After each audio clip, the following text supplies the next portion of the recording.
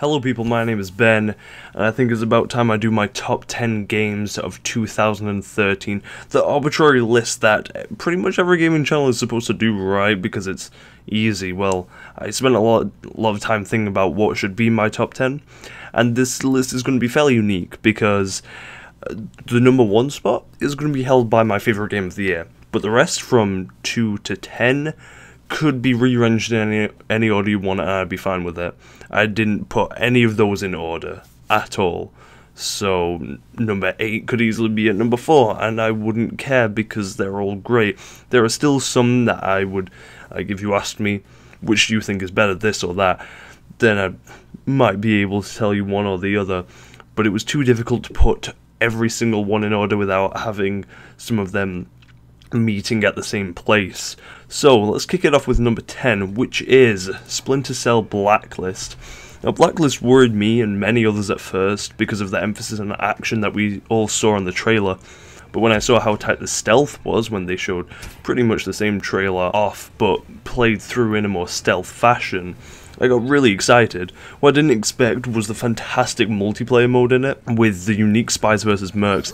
It delivers massive amounts of tension as either class, whether you're hunting down spies who can kill you in one fucking stab, or waiting for a hack to complete as a spy, and if you do get killed then it drops down and you have to restart the entire thing again. It's pretty brutal. It's great fun, and there's no arbitrary treadmill in the classic mode, which is really refreshing and keeps the game balanced. The campaign itself is solid with excellent level design that makes you feel out of place in the environment, like Christmas villages and such. You really don't feel like Sam Fisher should be there, but he is, and it still works really well. The story doesn't really matter when you've got some of the tightest controls in any stealth game, and the PC port was complete with everything you could want, making it one of the smoothest and best looking games of the year. Number 9, the beta of Hearthstone.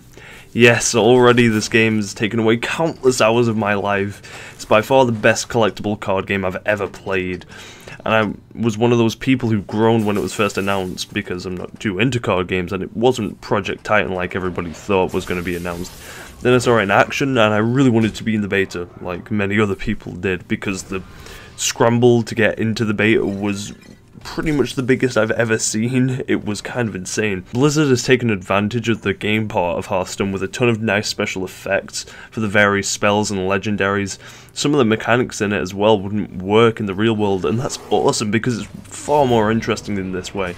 There's a good balance between simple mechanics like the obvious attack and health things, and then what could be actually written on some of the cards with various conditions which allow you to combo different cards in different ways, and selecting the best plays is obviously core to the game, and that only becomes important if you spend a lot of time on it like I have. I still don't think I'm that good, but I'm having a ton of fun with it and I can't wait until next year just to play more. At number 8 is Spelunky, a game that didn't technically come out this year, but technically this is my list, so I don't care. This year Spelunky came out on PC with new features like the daily challenges that add even more replayability to it. Since I don't have a 360, this was the first time I actually got to play Spelunky, and I've put in more than 40 hours. It's not for everyone, and it doesn't really give a shit about that. You have to die repeatedly until you start to understand the different mechanics and how they interact with each other. Every playthrough feels distinct and feels like it was already made for you despite it being all procedurally generated. The multiplayer is dumb and chaotic, but it's really fun. Co-op might be impossible to do right, but deathmatch is fucking hilarious. And that's why Spelunky is really at number 8, because it was just a ton of fun and I couldn't stop playing it for quite a while. Number 7. Brothers, A Tale of Two Sons. Wow, a completely unexpected, delightful game from the same studio that brought out Payday 2 this year as well. Brothers uses controls in a way that barely any other games do, with a simple scheme of each stick controlling each brother and each trigger doing whatever the action is called for each brother, and they both interact with the environment in different ways, which displays their personality without any need for dialogue. It also connects you to the characters and rarely takes away control from you. The lack of any real dialogue, they pretty much all speak in Simlish, means that bad voice acting and writing can't get in the way of an emotional tale that you have to play through yourself rather than just watch to feel the full impact of. The gameplay complements the story rather than getting in the way of it like many other games. I don't want to say any more because it's short and it's something you need to experience yourself completely blind. So go buy it and enjoy. Number 6, DMC Devil May Cry. Really stupid name for a game, but I still put it here because it was a ton of fun. It cut out the bullshit puzzles from the previous games, while streamlining the platforming so it wasn't infuriating like it is in many slashers.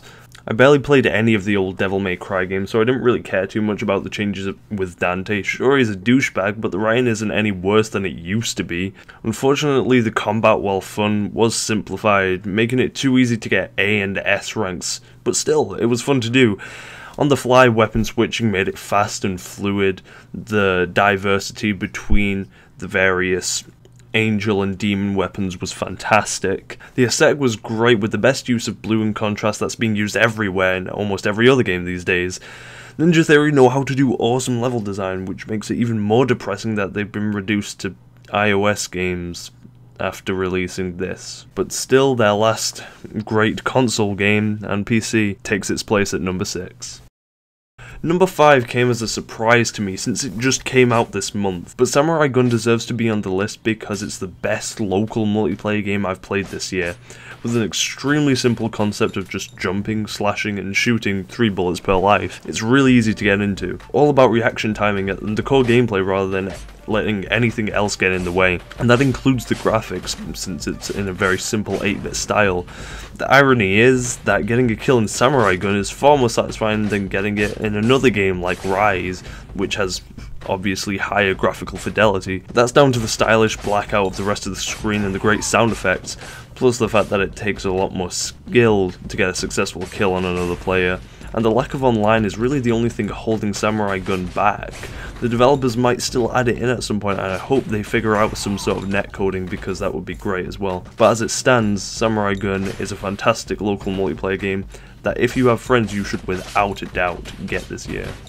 At number 4 is a pretty big surprise, Grand Theft Auto 5. Now, I'm primarily a PC gamer, so I went into GTA 5 expecting to be kind of disappointed by the limitations of 8-year-old hardware. Played it on the PS3, of course.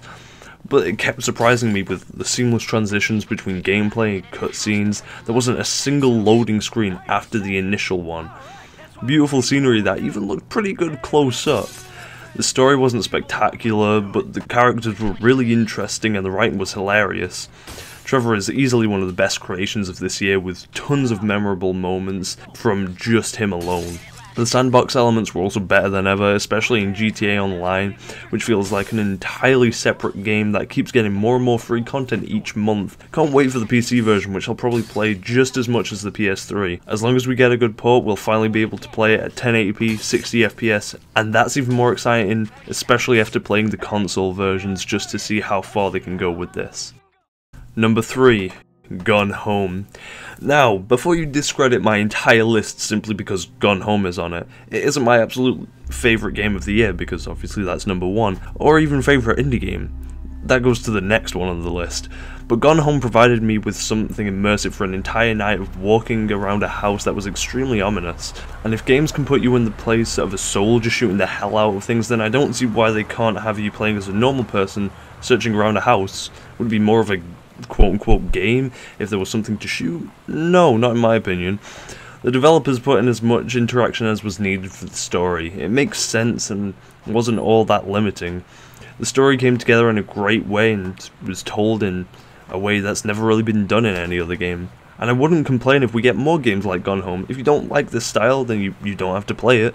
But if you do, then put on some headphones, maybe some surround sound, and go through it in one sitting and just be completely immersed in a great indie developed atmosphere. Number 2, the Stanley Parable. I don't want to say anything about the Stanley Parable apart from you should go and play it.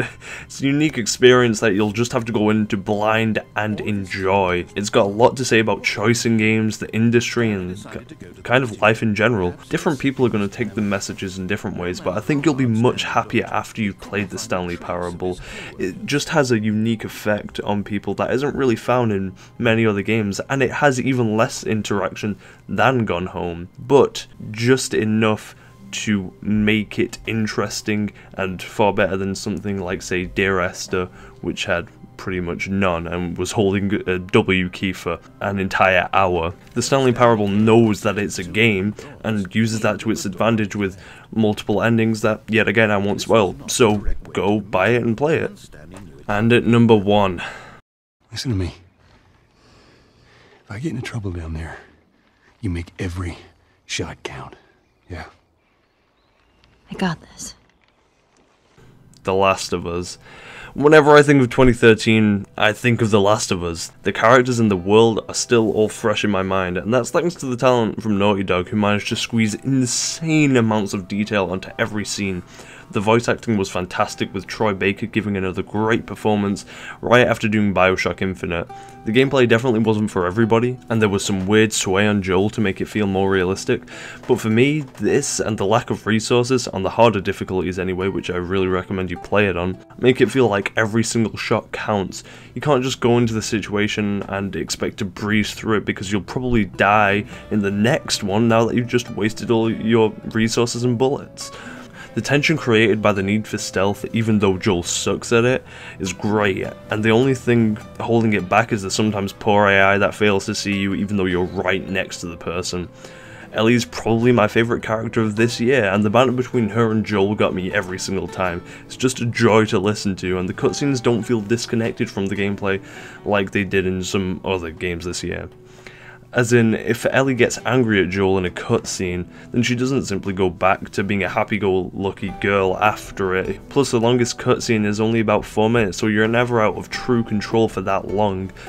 At first I thought I knew exactly what The Last of Us was going to be, another great game from Naughty Dog, but after the first couple of hours it kept surprising me with amazing level design, see the library section, and the various twists and turns in the plot that really got to me, as in I cried about 3 times. There were a ton of chances for it to fall into generic conventions, and at times it does, but for the most part the game has little twists on the generic zombie formula. And it ended perfectly, so that kinda helps. There's also a pretty brutal multiplayer that stayed true to the tension of the story and didn't feel like a throwaway mode, but if you want to you can easily ignore it since the campaign can last up to at least 18 hours if you search for everything like I did, and you really should. It doesn't do much new, but Naughty Dog knows how to do everything to near perfection. The pace, the characters, the world, everything is fantastic, and it's without a doubt the most recommended game I can save this year. I will never forget my time with The Last of Us, and it will stay ingrained in my mind as the best thing about 2013, and that's tough since there was a ton of competition this year. So because of that, let's give out some honourable mentions, shall we? Now, there were a lot of games that came out this year, and I didn't get to finish a lot of them, which is why they may have not made it onto the list. Games such as The Swapper were amazing from what I've played. It's a fantastic puzzle platformer, I just never managed to play it to completion. Also, Shadow Warrior and Metro Last Light were 2 of the best FPSs to come out this year, and I'd still highly recommend them. I just personally haven't got anywhere near to completing them. They were all still fantastic games. I think a special mention should go to Bioshock Infinite, even though it let me down pretty greatly. It did have one of the best stories of the year without a doubt, and it was fantastic in that aspect, but in the other aspects that are very important, you know, like the gameplay, it let me down greatly. Monaco as well, fantastic co-op game, and another puzzler, Antichamber, that unfortunately I didn't get close to completing, but I did get far enough to make a firm decision of go and buy Antichamber because it is fantastic and it changes a lot of things that you've come to expect from games, challenges general conventions and such. Rogue Legacy as well, I've got an entire review of that up. I just felt that I should only have one roguelike on the list, and Spelunky just took way more hours of my life. I've also got a review for that. Reviews, if I've done any of them, then they will be in the description. Assassin's Creed 4, great revival, great comeback after Assassin's Creed 3. Still haven't played enough of it to make a firm decision, and there were a few too many bugs in it. That's about it. Oh, Rayman Legends, Injustice, Papers, Please, Gunslinger, if that did come out this year. Arkham Origins was okay, and Heart of the Swarm, which I mainly didn't put on here because I'd never really played the campaign. I enjoyed the expansion because it was what got me into StarCraft 2, but I'd never really played the campaign of it, so I didn't think it was really worthy to go on the list. But I absolutely love StarCraft 2 and Heart of the Swarm, I'd just like to say that. Because stuff like Rayman Legends was fantastic, an amazing platformer. I'd also like to say that I don't play too much on portables. I do have a 3DS, I'm currently playing Phoenix Wright, which, yeah, again, honorable mention goes to the new Phoenix Wright game, which is absolutely fantastic, but I'm only on case 2 of it. I wasn't able to buy Fire Emblem, Luigi's Mansion 2, the new Zelda yet. I'm really looking forward to that though. That's been getting even some Game of the Year awards, which is extremely impressive. I obviously don't have a Vita yet, so I wasn't able to play games like Tearaway, unfortunately, but yet again, I can't wait to play games like Tearaway. That'll be wonderful. And I don't have a Wii U either, so I wasn't able to play games like Pikmin 3, Wonderful 101, etc., Super Mario 3D World, just wonderful games like that. And they miss out on my list simply because either I haven't played them or I haven't played enough of them.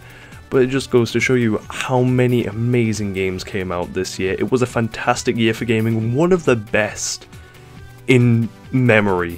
From what I can remember, this is one of the best just years for gaming in general, in terms of games, the consoles that came out, even though there's fuck all to play on them. But yeah, you know what I mean. It's fantastic, and I hope you all have a wonderful holiday, great new year, enjoy yourself. Thank you so much for watching, and I'll see you next year.